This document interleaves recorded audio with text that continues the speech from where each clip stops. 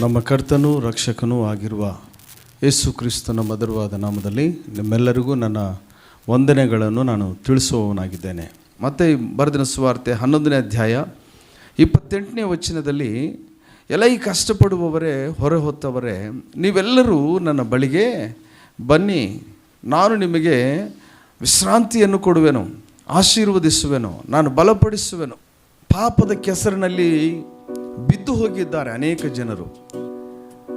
ಅನಾರೋಗ್ಯತೆಗೆ ಗುರಿಯಾಗಿ ರೋಗಗಳಿಂದ ನೆರಳುತ್ತಾ ಅನೇಕ ವೈದ್ಯರ ಸಂಗಡ ಹೋಗಿ ಎಷ್ಟು ಹಣವನ್ನು ಹಾಳು ಮಾಡಿಕೊಂಡು ವಾಸಿಯಾಗದೆ, ಗುಣ ಆಗದೆ ಅನೇಕ ಜನರು ಆ ವೇದನೆಯಲ್ಲಿ ಬಿದ್ದು ಹೋಗಿರುವ ಜನರನ್ನು ಯೇಸು ಕ್ರಿಸ್ತನು ಕರೀತಾ ಇದ್ದಾನೆ.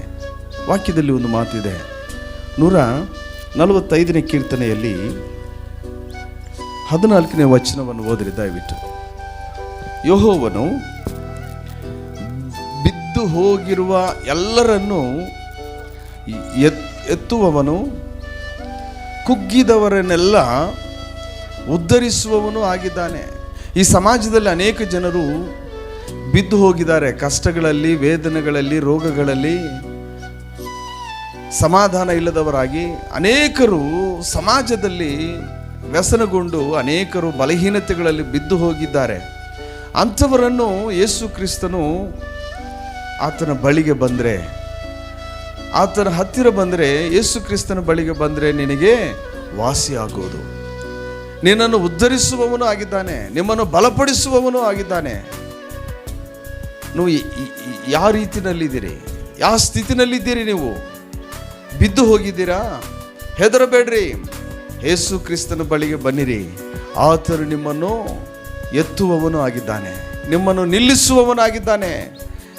ನಿಮ್ಮನ್ನು, ನಿಮ್ಮ ಸ್ಥಿತಿ, ನಿಮ್ಮ ವಿಧಿವಿಧಾನಗಳನ್ನು ಆತನು ಸ್ಥಿರಪಡಿಸಿ ನಿಮ್ಮನ್ನು ಆಶೀರ್ವದಿಸುವವನಾಗಿದ್ದಾನೆ. ಈ ಸಮಾಜದಲ್ಲಿ ಆತನಿಗಾಗಿ ಸಾಕ್ಷಿಯಾಗಿರುವಂತೆ, ಹಾಗೆ ಪರಲೋಕಕ್ಕೆ ಬಾಧ್ಯರಾಗುವಂತೆ ಆತನು ನಿಮ್ಮನ್ನು ನಡೆಸುವವನು ಆಗಿದ್ದಾನೆ. ಈ ಲೋಕದಲ್ಲಿ ಸಾಕ್ಷಿಯಾಗಿರುವಂತೆ ಆತನ ರಾಜ್ಯದಲ್ಲಿ, ಪರಲೋಕದಲ್ಲಿ ನಿನಗೆ ಒಂದು ಸ್ಥಾನ ಮಾನವನ್ನು ಕೊಡುವವನಾಗಿದ್ದಾನೆ. ಆತನು ಬಿದ್ದು ಹೋಗಿದ್ದವರನ್ನು ಆತನು ಎಬ್ಬಿಸುವವನು ಆಗಿದ್ದಾನೆ, ಆತನು ಎಬ್ಬಿಸುವವನಾಗಿದ್ದಾನೆ. ಹಾಗೆ ಕುಗ್ಗಿ ಹೋದವರನ್ನು ಆತನು ಉದ್ಧರಿಸುವವನಾಗಿದ್ದಾನೆ.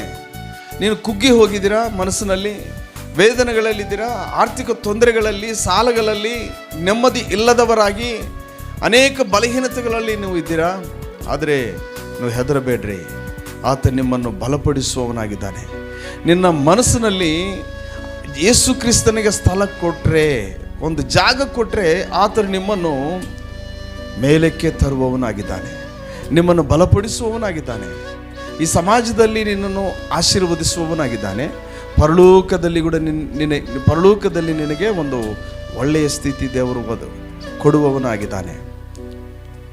ಯೇಸು ಕ್ರಿಸ್ತನ ಬಳಿಗೆ ಬನ್ನಿರಿ, ನಿನ್ನನ್ನು ಉದ್ಧರಿಸುವವನಾಗಿದ್ದಾನೆ, ನಿಮ್ಮನ್ನು ಬಲಪಡಿಸುವವನಾಗಿದ್ದಾನೆ, ನಿನ್ನನ್ನು ಸ್ಥಿರಪಡಿಸುವವನಾಗಿದ್ದಾನೆ.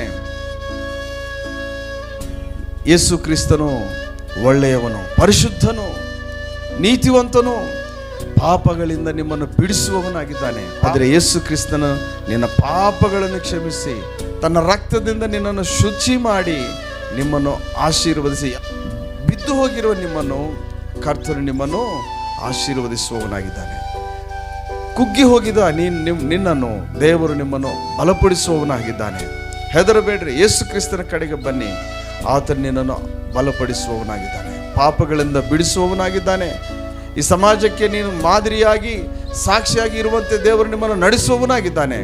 ಎಲ್ಲ ಕೇಡಿನಿಂದ ನಿನ್ನನ್ನು ತಪ್ಪಿಸಿ ನಿನ್ನನ್ನು ಆಶೀರ್ವದಿಸುವವನಾಗಿದ್ದಾನೆ. ಅಂಥ ಕೃಪೆಯಿಂದ ನಿಮ್ಮನ್ನು ಕರ್ತನ ಆಶೀರ್ವದಿಸಬೇಕೆಂದು ಈ ಚಿಕ್ಕ ಮಾತಿನಿಂದ ಹೇಳಿ ನಾನು ಮುಗಿಸ್ತಾ ಇದ್ದೀನಿ. ದೇವರು ಈ ವಾಕ್ಯವನ್ನು ಆಶೀರ್ವದಿಸಲಿ. ಆಮೆನ್.